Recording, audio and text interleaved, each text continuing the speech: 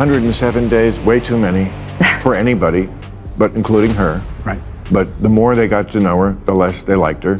I've said this many times on this show. Other countries don't do this. They don't have years to run. They call an election, and they have an election in a month. Yeah, and nor the influence of money. We should do that. Right? You don't need 100 days.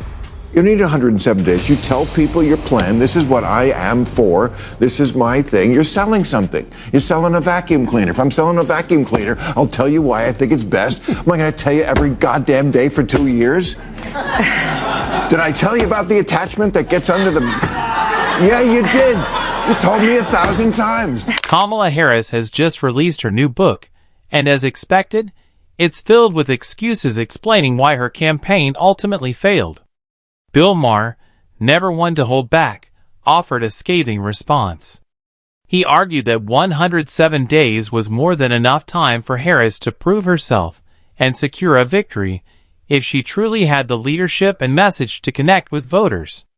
But the real shock came when Maher highlighted several glaring falsehoods woven into her narrative.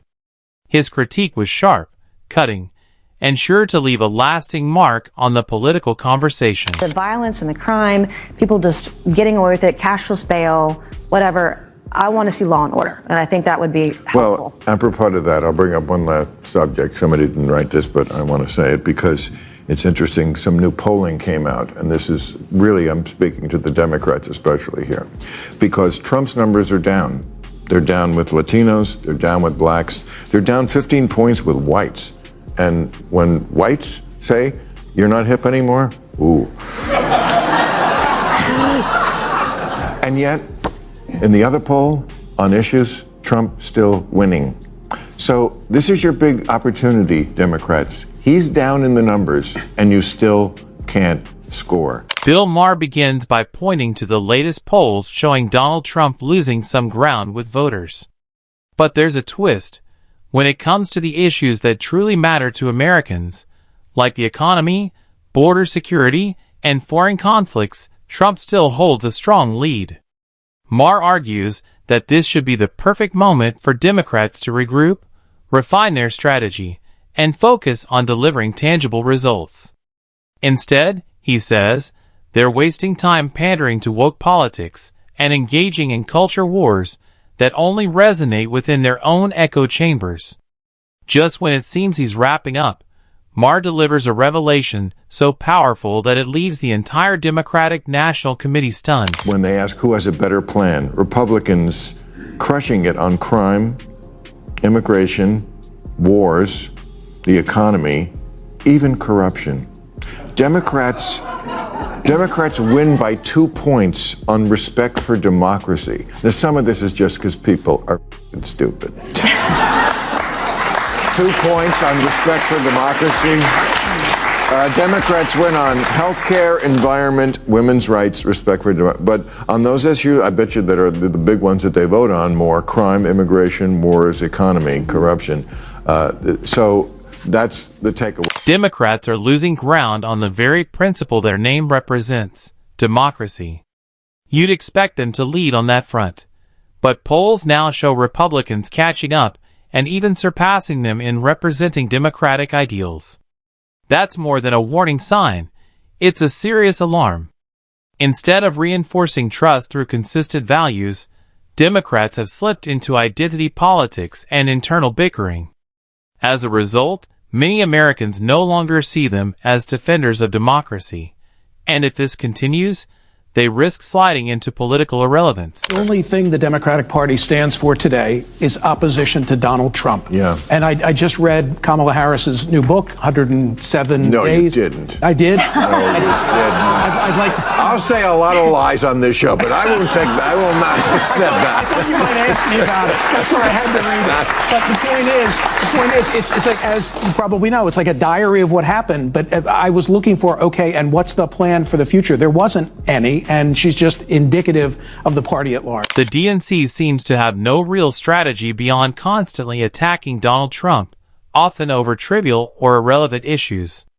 Beyond that relentless criticism, there's no clear vision, no unified message, and nothing that convinces voters the Democrats are prepared to lead. This lack of direction becomes even clearer when looking at Kamala Harris. After losing an election and releasing a book, one would expect honest reflection, an acknowledgement of past mistakes, and a plan for improvement. That kind of humility and foresight could have inspired confidence. Instead, her book offered none of that. No roadmap, no action plan, just recycled slogans and self-justifications. It's a reflection of a deeper issue within the DNC, a party stuck in denial, driven by outrage, yet offering voters no concrete vision for the future. By the way, that's one of the reasons she lost. She's rewriting history in the book, too. She's now against men and women's sports. Like, come on. Like, they tried to dismantle Title IX against women when she was vice president. Right. I mean, that's just one of many examples. She could have had 701 days and would have still lost that race. But you're right. The data says it's cost of living, it's inflation, it's immigration, illegal immigration, all those things. Everything else is at the bottom. Kamala Harris seems to be distancing herself from the same woke politics that once derailed her career. At first, it looks like progress, but instead of admitting past mistakes, she's trying to rewrite her history, now claiming to oppose men competing in women's sports, despite supporting it while in office. That kind of revisionism isn't convincing anyone. If she truly wants to regain credibility, she'll need to admit she was wrong and fully break from the radical woke agenda. Without that honesty, her rebrand will look less like growth and more like political survival. Legal immigration, all those things. Everything else is at the bottom. And by the way, law and order crime. 107 days, way too many for anybody, but including her. Right. But the more they got to know her, the less they liked her. You don't need 100 days. You need 107 days. You tell people your plan. This is what I am for. This is my thing. You're selling something. You're selling a vacuum cleaner. If I'm selling a vacuum cleaner, I'll tell you why I think it's best. Am I going to tell you every goddamn day for 2 years? From the start, Bill Maher goes straight for the jugular in his critique of Kamala Harris's book. To him, it's not a reflection. It's a list of excuses. At the center of her defense is the claim that 107 days wasn't enough time to share her message and connect with voters. Harris insists that short window doomed her campaign before it even began. Maher isn't buying it. He calls that argument a complete fallacy, pointing out that Americans didn't reject her because of the timeline. They rejected her because, without the protection of the vice presidency, they finally saw her for who she was. When the spotlight hit, voters didn't see someone they could trust or relate to. It wasn't about time. It was about authenticity, likability, and credibility, and Harris fell short on all three. I've said this many times on this show. Other countries don't do this. They don't have years to run. They call an election, and they have an election in a month. Yeah, and nor the influence of money. We should do that. Exactly. That's the core issue. Kamala Harris needed to present a clear plan for solving everyday problems, offer real solutions, and show how she'd lead differently from Joe Biden. That was her chance to prove independence and vision, but she delivered none of it. No answers, no roadmap, no bold ideas. It felt like she expected support without earning it. In the end, Harris still lacks a clear message, a distinct identity, and credible solutions. And without those, no campaign strategy can save her. You know, you're the first woman elected vice president. You're a black woman and a South Asian woman elected to that high office, very nearly elected president. To say that he couldn't be on the ticket effectively because he was gay is hard to hear. No, that's not what I said. That he couldn't be on the ticket because he is gay. My point, as I write in the book, is I was clear that in 107 days, in one of the most hotly contested elections for president of the United States, against someone like Donald Trump, who knows no floor, to be a black woman running for president of the United States and as a vice presidential running mate, a gay man, with the stakes being so high, it made me very sad, but I also realized it would be a real risk. That's exactly the point Bill Maher drives home, Kamala Harris's blatant contradiction. In her book, she clearly wrote that she didn't choose Pete Buttigieg as her running mate because he was gay. Those were her own words, printed in black and white. But when Rachel Maddow questioned her about it, Harris backtracked, claiming that's not what she meant, or worse, denying she ever wrote it. Maher calls this political quicksand.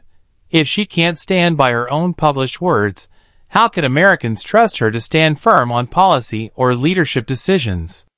His takeaway is sharp. This isn't just about campaign missteps. It's about credibility, and Harris is losing it with every excuse, contradiction, and attempt to rewrite her past. This is what she said about New York mayoral hopeful and radical hard leftist Zoran Mamdani. What do you think of him and his candidacy? And what do you think of mainline Democratic shyness and agitation about the prospect that he's going to win? Look, as far as I'm concerned, he's the Democratic nominee and he should be supported. Do you endorse his candidacy? I support the Democrat in the race, sure. Look, if you thought Kamala had acquired some wisdom, some class and perspective in the months since she was resoundingly beaten by President Trump, well, you'd be disappointed. All she revealed overnight is that she's a frightful bigot. And that's exactly why Kamala Harris crashed in the 2024 elections. Her biggest flaw is simple. She stands for nothing. She avoids bold positions, lacks clear principles, and rarely offers a real vision. Her support for Zoran Mamdani in New York proved it. She backed him not for his ideas or leadership, but simply because he's a Democrat. That kind of blind loyalty drains credibility. Harris became the symbol of that weakness, and in 2024, voters made it clear they're done with it. She decided for some reason now would be the time, instead of when she was actually running for president, to say all the ways in which she disagreed with Joe Biden, all the bad things she thought about the Biden team. Great. Okay. I'm here for it, sister. Go. I believe every word, by the way. So it's really been super fun to watch the circular firing squad amongst the Dems. Usually they're a little better about holding their discipline on that. It's usually the Republicans who do all the infighting. So I'm thrilled to see it, and I really can't wait until her next appearance.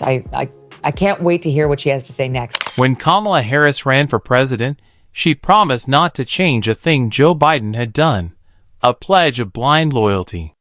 Now, free from the vice presidency, she criticizes the very issues she once ignored: inflation, immigration, and foreign policy. The irony is clear. She stayed silent when it mattered and speaks up only now, too late for most voters. Her book and statements only reinforce why she lost in 2024.